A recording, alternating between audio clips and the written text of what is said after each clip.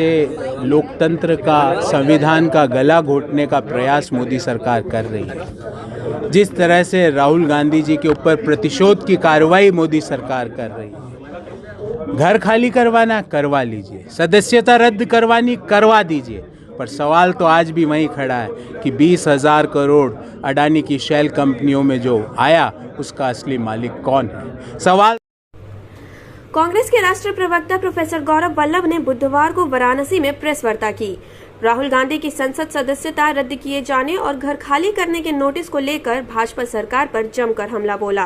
कांग्रेस के राष्ट्रीय प्रवक्ता प्रोफेसर गौरव वल्लभ ने कहा कि जिस मामले में पूरे देश के इतिहास में अधिकतम सजा आज तक किसी को नहीं हुई, वह सजा राहुल गांधी को सुना दी गई। सजा सुनाने के 24 घंटे के बाद संसद से अयोग्य घोषित कर दिया गया। इसके महज 25 से 30 घंटे बाद उन्हें घर खाली करने का नोटिस भी दे दिया गया। कसम से इतनी संयोग तो हिंदी फिल्मों में भी नहीं होते जितने राहुल गांधी के साथ हुए।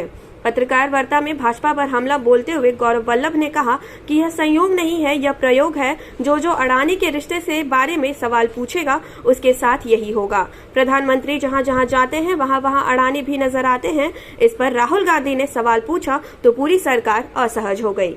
राहुल जी के सवालों से डर गई, घबरा गई, बौखला गई, क्योंकि राहुल जी ने सवाल पूछा कि जो 20,000 करोड़ रुपया अडानी की शेल कंपनियों को मिला उसका असली मालिक कौन है। राहुल जी ने सवाल पूछा कि प्रधानमंत्री मोदी जी के साथ बांग्लादेश हो, ऑस्ट्रेलिया हो, इजराइल हो, अडानी गए और वहां से जैसे ही वो लौटे उन देशों की प्रमुख कंपनियों के साथ MOU किया कैसे हो।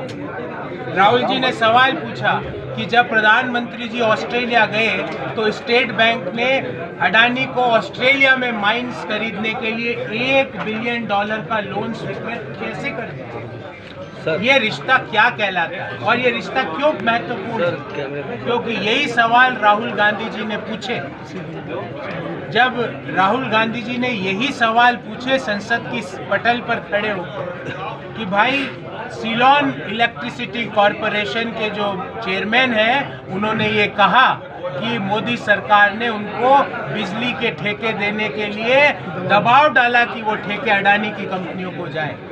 तो ये सारे सवाल जब राहुल जी ने संसद के पटल पे खड़े होकर पूछे तो सबसे पहले तो वो सवाल जो उन्होंने सवाल पूछे उसको संसद की कार्रवाई से हटाया।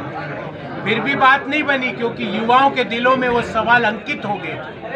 तो आनन फानन में जो सूरत का जो पेंडिंग केस है उसको त्वरित किया गया। उसमें जो मैक्सिमम सजा थी 2 साल की उसका ऑर्डर पास हो गया। उसके 24 घंटे के अंदर मकान खाली करने का नोटिस आ गया।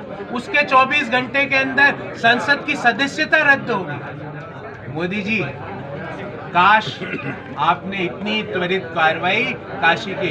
जी आज किस संदर्भ में पत्रकार? देखिए, जिस तरह से लोकतंत्र का, संविधान का गला घोटने का प्रयास मोदी सरकार कर रही है, जिस तरह से राहुल गांधी जी के ऊपर प्रतिशोध की कार्रवाई मोदी सरकार कर रही है, घर खाली करवाना करवा लीजिए, सदस्यता रद्द करवानी करवा दीजिए, पर सवाल तो आज भी वहीं खड़ा है कि 20,000 करोड़ अडानी की शेल कंपनियों में जो आया उसका असली मालिक कौन है। सवाल तो आज भी यही खड़ा है कि सीलोन इलेक्ट्रिसिटी बोर्ड के जो चेयरमैन ने कहा कि मोदी सरकार ने उन पर अडानी को ठेके देने के लिए दबाव डाला, क्या उसकी जांच नहीं होनी चाहिए? क्या उस पर JPC नहीं होनी चाहिए? देश संसद में खड़े होकर राहुल जी ने भी यही सवाल पूछे थे। इसलिए मोदी सरकार अनकंफर्टेबल हो गई, घबरा गई, बौखला गई और इस तरह की कार्रवाई कर। न्यायालय के फैसला अपनी जगह ठीक है, हम उस पर न्यायालय, हम तो संविधान में विश्वास करते हैं, पर जो मैंने आपको टाइमलाइन बताई कि पहले जो शिकायत करता था उसने हाई कोर्ट में फैसले के खिलाफ रोक लगाई, फिर अचानक से जैसे ही राहुल गांधी जी ने सवाल पूछा उन्होंने उस रोक को हटा लिया।